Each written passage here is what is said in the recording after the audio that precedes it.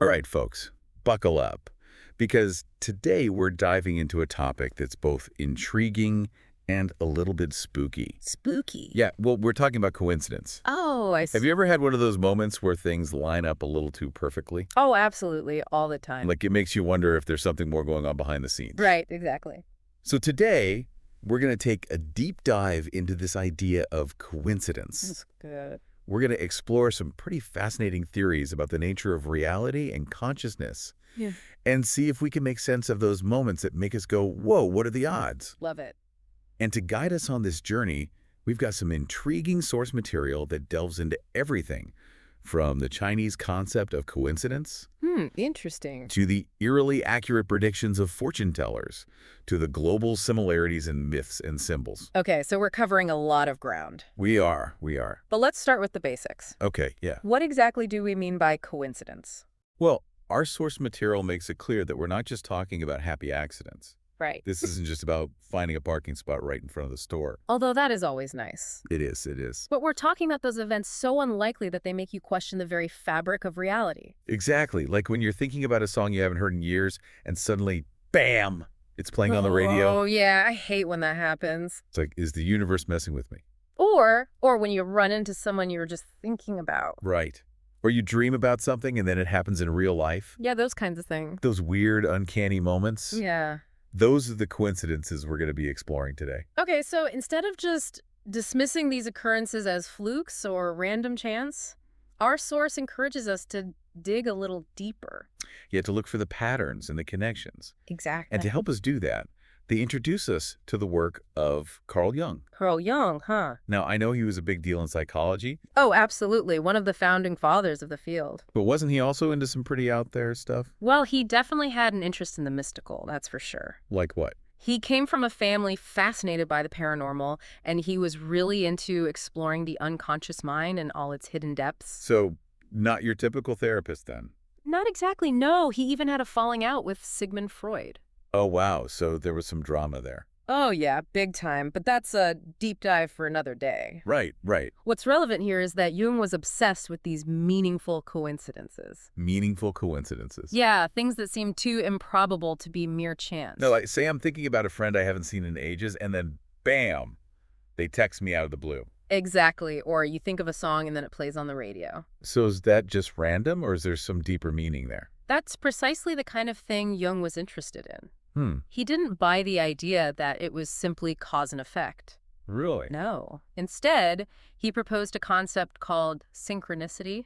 Synchronicity, huh? Yeah, where seemingly unrelated events are connected by a shared meaning. So like a hidden order in the universe. Right, exactly. But wouldn't this idea clash with the whole scientific focus on cause and effect? Absolutely. Jung's theories ruffled quite a few feathers in the scientific community, which was deeply committed to rational explanations for everything. So he's kind of a rebel, huh? Oh, yeah. He was definitely challenging the status quo, suggesting there might be more to the universe than meets the eye. But where did he get the evidence to support such a bold idea? Well, he saw connections everywhere, even in the realm of physics, for example. Okay, I'm intrigued. Our source talks about how Jung drew parallels between synchronicity and the mind-boggling phenomenon of quantum entanglement. Hold on, quantum entanglement. Yeah, that's the one. That's where two particles, even if they're miles apart, can somehow affect each other instantly. Exactly. Spooky action at a distance, as Einstein called it. So are you saying that our minds could be entangled in a similar way? Well, that's what Jung's theory suggests. Uh-huh. Okay, now that's pretty heavy stuff. It is. So how did Jung explain this connection between our minds and, well, the universe? This is where things get really interesting. He proposed the existence of the collective unconscious. Collective unconscious. Yeah, a deep well of shared human experience that connects us all. Whoa, hold on. You say we're all plugged into this mental mainframe? It is a pretty wild concept, but it might explain some intriguing things. Like what? Well, our source points out the striking similarities in ancient myths and symbols across cultures. Okay, yeah, I've always wondered about that. You've got pyramids in Egypt and Central America, Yeah. flood stories from every corner of the globe, Hmm. dragons appearing in cultures that had no contact with each other. Yeah, it's kind of strange how those same themes keep popping up in different places and times. Right. So is that Jung's collective unconscious at work? like a universal source of inspiration.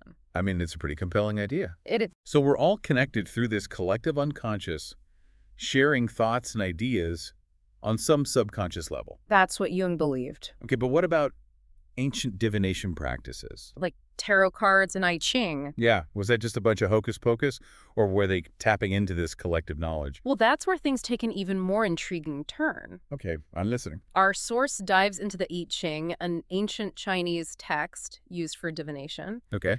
And they suggest that practices like this might have been a way to access the collective unconscious. Hold on, are we saying fortune telling is real? Well, it's a question that has sparked debate for centuries. Yeah. But what's interesting is that Jung himself was fascinated by the I Ching. He was. He was. He saw it as a window into the workings of the human psyche and the nature of reality. So instead of trying to predict the future, maybe these ancient practices were about understanding the subtle connections between things. Exactly. And perhaps some people are just naturally more attuned to those connections than others. Okay, I'm starting to see how this all fits together. It's not about magic or seeing the future. It's about recognizing the deeper connections that already exist. Right. And our source even brings up the example of precognitive dreams, where individuals dream of events before they happen. Precognitive dreams. That's where you dream about something and then it actually happens. Precisely. That's always creeped me out a bit. I know what you mean. So are you saying anyone can develop this ability to tap into the collective unconscious? Well, our source doesn't provide a step-by-step guide, but they do leave us with a sense of possibility. They highlight the importance of paying attention to those aha moments, those gut feelings, and intuitive insights that often get dismissed. So it's about trusting our instincts, being open to the unexpected, and maybe even embracing those weird coincidences as potential messages from the universe. Precisely. And maybe, just maybe, it's about paying a little more attention to a certain scaly creature that our source brings up. Oh boy, here we go. The lizards. Right. I'm waiting for this. You knew it was coming. What's the deal with the lizards? Well, our source throws in this rather unexpected suggestion that maybe, just maybe, the ancient Chinese text, the I Ching, is actually about lizards. Lizards, seriously. It's hard to say for certain, but it certainly invites us to consider things from a different angle. Okay, so we've got coincidence, synchronicity, the collective unconscious, ancient divination, and now lizard conspiracies. It's a lot to unpack. Where do we even go from here? I think the most important takeaway is that Jung's ideas challenge us to reevaluate our understanding of reality.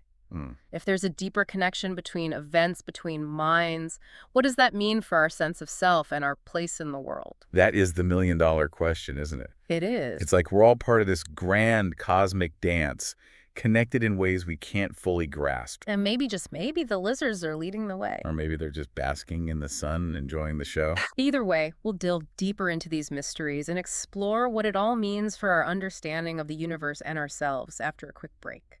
Stay tuned, folks. Well, about those lizards leading the way, I think our source material might be pulling our leg a bit there. Yeah, a little lizard humor, huh? Maybe, but it does raise an interesting question. What's that? How do we tap into this collective unconscious? Is there a secret handshake, a meditation mantra? Right. Do we need to start leaving offerings of crickets for our reptilian overlords? Okay, maybe let's not jump to lizard worship just yet. But seriously, how do we access this deeper awareness? Our source mentioned shamans and mystics. Are we talking about psychic powers here? Not necessarily. It might be more about refining our intuition, becoming more attuned to those subtle whisperers. Those whispers that often get drowned out by the noise of everyday life. Exactly. So like paying attention to those aha moments, those gut feelings that tell you to take a different route home or call a friend out of the blue. Exactly. Our source emphasizes that we all experience coincidences, but maybe some people are just better at recognizing their significance. Okay, I could see that. They suggest that ancient practitioners, like shamans, might have been more adept at deciphering the patterns. Deciphering the patterns and connecting with that deeper level of awareness. Right, like they were tapping into a universal network of information. So it's not about predicting the future with crystal balls. No, not necessarily. But more about understanding the interconnectedness of things, like seeing the web of connections that we're all a part of. That seems to be the core idea presented in our source material. Okay, so we're all connected, maybe sharing thoughts and ideas through this collective unconscious. Potentially. But if that's true, How do we explain those ancient divination practices? Were they really tapping into this universal network of information? That's where things get even more intriguing. All right, lay it on me.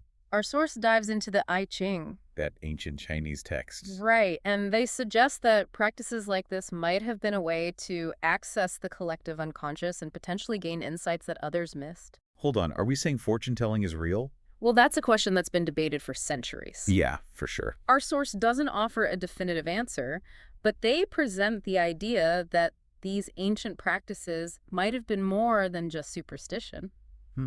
I see. Maybe these practitioners, through years of training and discipline, developed a heightened sensitivity to the patterns and energies within the collective unconscious. So instead of reading tea leaves or gazing into crystal balls, they were tuning into this universal network of information. Precisely, like they were the original radio receivers picking up signals from the collective unconscious. Okay, so now I'm starting to see how this all ties together. It's a shift in perspective. Yeah, instead of dismissing coincidence as mere chance, Right. we can start to see it as a potential clue. A whisper from the universe. Right. A reminder that we're all connected in ways we may never fully comprehend. Okay, so we've explored coincidence, synchronicity, the collective unconscious, divination, and even the possibility of lizard overlords. We've covered a lot of ground. Where do we even go from here? I think the most important thing is to keep asking questions, to remain curious, and to be open to exploring new ideas and perspectives. Okay, I can get behind that. The source material doesn't provide all the answers, but it does offer a fascinating framework for understanding the world in a different way. I like that. So instead of dismissing coincidence as mere chance, we can start to see it as a potential clue, Right. a whisper from the universe, Exactly. a reminder that we're all connected in ways we may never fully comprehend. And who knows, maybe those lizards are whispering to us too. Well, we might have to save that conversation for another deep dive. Perhaps. Okay, deep divers, before we wrap up this exploration of coincidence, I gotta know, What's that? what about those lizards? Ah, yes, the lizards. Our source material threw in this wild idea that maybe, just maybe, the ancient Chinese text, the I Ching, this profound work on changing the universe might Well. actually be about lizards. It's a claim that's as baffling as it is amusing, isn't it? It really is. I mean, are we supposed to take this literally? Well, the source doesn't provide much evidence for this theory. Right. So we're left to ponder the possible meaning behind this reptilian riddle. It's like, is there some secret society of lizard enthusiasts who've been pulling the strings all along? Or is it a metaphor? Yeah, a metaphor we're missing, some deeper layer of meaning hidden in plain sight.